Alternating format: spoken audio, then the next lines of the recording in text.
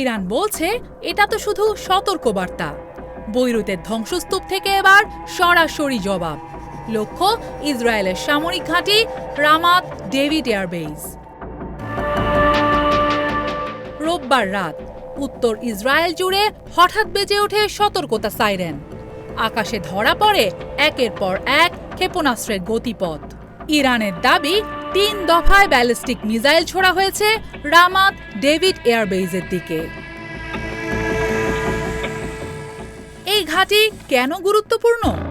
ইরানের সেনাবাহিনী বলছে দক্ষিণ লেবানন এবং বৈরুতের দক্ষিণ উপশহর দাহিয়েতে হামলার জন্য এই ঘাঁটি ব্যবহার হয়েছিল। তাই লক্ষ্যবস্তু করা হয়েছে সরাসরি সেই সামরিক স্থাপনাকে। তেহরানের ভাষায় এটি প্রতিশোধ নয়, সতর্কবার্তা। তবে সেই সতর্কবার্তার সঙ্গে জুড়ে দেওয়া হয়েছে আরও বড় হুমকি। আইআরজিসি বলছে এপ্রিলের 8 তারিখে যুদ্ধবিরতি কার্যকর হলেও ইসরায়েল তা মেনে চলেনি। লেবাননে হামলা অব্যাহত ছিল, বৈরুতের দাহিয়েতেও চলেছে আঘাত। ইরানের অভিযোগ শুধু লেবানন নয়, হরমুজ প্রণালী, ওমান সাগর আর ভারত মহাসাগরেও ইরানি স্বার্থের বিরুদ্ধে উস্কানিমূলক তৎপরতা চালানো হয়। এরপরই আসে ক্ষেপণাস্ত্র হামলা। আইআরজিসির বিবৃতি, দক্ষিণ লেবাননের টায়ার ও নাবাতিয়ে অঞ্চলে হামলার জবাব হিসেবেই চালানো হয় এই অভিযান। অন্যদিকে ইসরায়েলি সেনাবাহিনীর দাবি, ইরান থেকে ছোড়া সব ক্ষেপণাস্ত্রই আকাশে প্রতিহত করা হয়। বড় ক্ষয়ক্ষতির কোনো খবর নেই, কিন্তু উত্তেজনা থেমে নেই।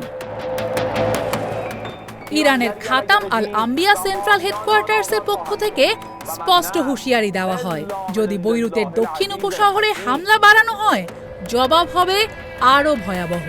একই সুর শোনা গেছে ইরানের শীর্ষ নেতাদের কাছ থেকেও। তাদের বক্তব্য, যুদ্ধবিরতি ভাঙা হলে আলোচনার পথ সংকুচিত হবে আর সংঘাতের পথ আরও প্রশস্ত হবে।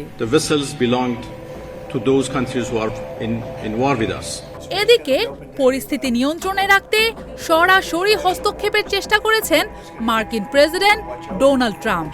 তিনি জানান, ইসরায়েলের প্রধানমন্ত্রী বেনিয়ামিন নেতানিয়াহুকে সব ধরনের হামলা থেকে বিরত থাকতে বলা হয়েছে। ট্রাম্পের কথায়, ইসরায়েল আঘাত করেছে, ইরানও জবাব দিয়েছে, এখন আর হামলার প্রয়োজন নেই। কিন্তু বাস্তবতা কি এতটাই সহজ? এর আগেও মধ্যপ্রাচ্যে বহুবার সতর্কবার্তা থেকেই শুরু হয়েছে বড় যুদ্ধ। রামাত ডেভিডে ছোড়া ক্ষেপণাস্ত্র কি শুধুই একটি বার্তা, নাকি নতুন আঞ্চলিক সংঘাতের প্রথম অধ্যায়? এখন পুরো বিশ্বের নজর এক জায়গায়। পরবর্তী বিস্ফোরণ কোথায় ঘটে আর কে প্রথম ট্রিগার টানে, সেই উত্তরই নির্ধারণ করবে মধ্যপ্রাচ্যের আগামী অধ্যায়।